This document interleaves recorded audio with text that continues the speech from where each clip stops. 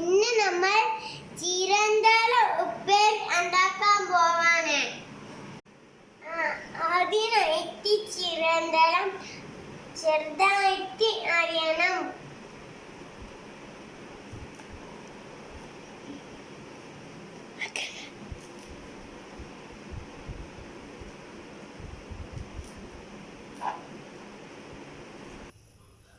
അങ്ങനെ ചീരന്തല അരിഞ്ഞ് കഴിഞ്ഞിട്ടുണ്ട്. 10 മിനിറ്റ് ഈ ചീരന്തല വെള്ളത്തിൽ ഇട്ട് വെക്കാം.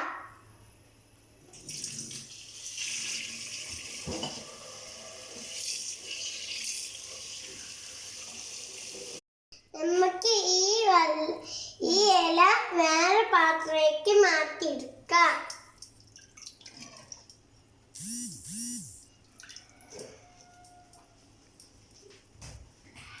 നല്ലോണം കഴുകി വെച്ചതാണ് ഇത്.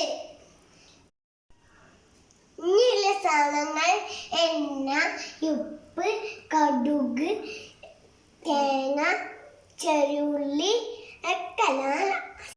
ചട്ടി ചൂടായാൽ എണ്ണ ഒഴിച്ച് കൊടുക്കുക. നമുക്ക് ഇനി ചീരന്തല ഇട്ട് കൊടുക്കാം.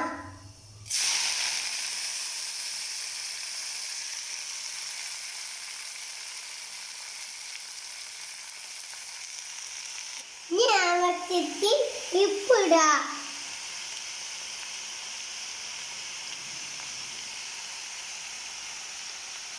എന്നിട്ട് നന്നായിട്ട് ഇളക്കി കൊടുക്കുക.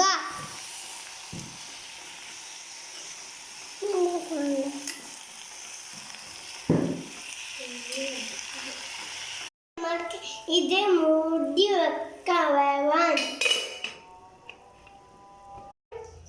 ചെറിയ ഉള്ളിയും തേങ്ങയും മുളകും അരച്ച് വെക്കാം.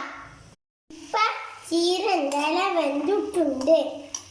ഇനി നമുക്ക് തേങ്ങ അരച്ചത് അതിലേക്ക് ചേർക്കാം. എന്നിട്ട് നന്നായിട്ട് ഇളക്കി കൊടുക്കുക.